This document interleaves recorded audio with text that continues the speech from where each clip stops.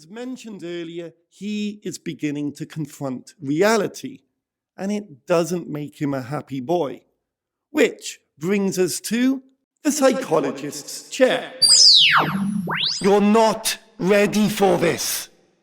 I am not a voice actor. I am, surprisingly, a trained actor. I have a degree and everything. But I am not a voice actor. Chapters like this with multiple voices put dread into me as I don't feel capable. My vocal range is not much. Talents I have learned for the stage and screen are not necessarily transferable when in audio form only. After all, you can't see my body gestures, my arms flailing around, the contortions on my face. I only hope that those physical movements come across in my vocal reading. Keep talking about this. But this is reading good. both William and Ginger, that's surprisingly easy for me. I can get inside their heads quite easily. I can be them, probably because I put so much of myself into them all those years ago. That doesn't mean I don't have to do multiple retakes. You really don't ever want to hear a raw recording. It's at least twice, if not 3 times as long. But I'm much happier with the results of me reading William and Ginger than I am when I do the openings or analysis to the podcast. I guess that's because I actually haven't found my own podcast voice yet. Sure, William and Ginger's voices are evolving, but that's partly me becoming more comfortable reading them, and partly because it takes the book as a whole a while to settle into itself.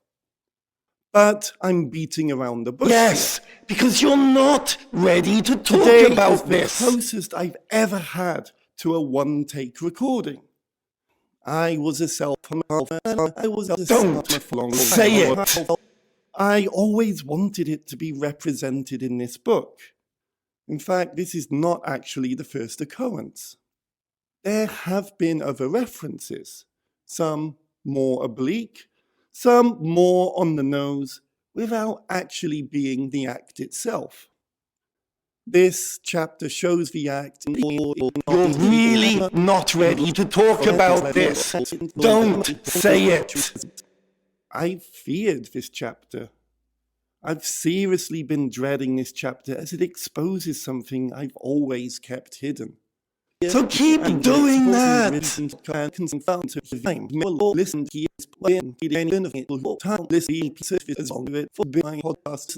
Reading that section of this chapter was so ridiculously easy. You're not ready for this. You're not ready for this. You're not ready.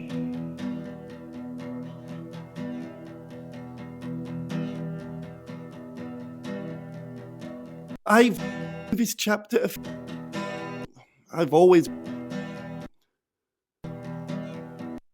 through this chapter a few times, and I've always been taken back to that time, that space.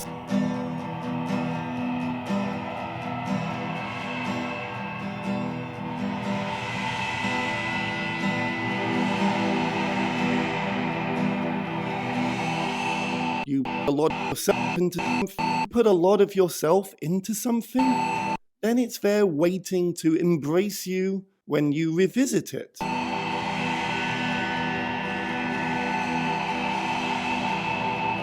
What I described was quite a common series of thoughts, actions, feelings.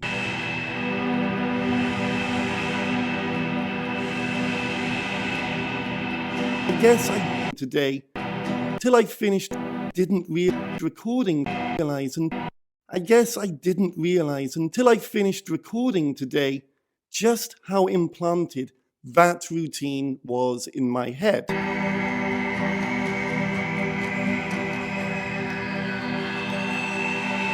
Actively reading it on word today's past day. screen. Today, I wasn't just passively reading words on a screen. I was reading out loud, and I really relived every moment.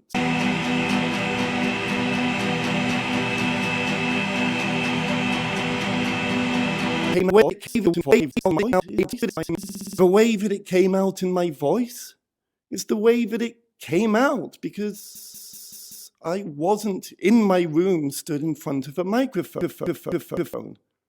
I was back there doing what I did to myself so often. Those addiction pathways that I have not visited for a long time. Lit back up in my mind. Stop! Stop now!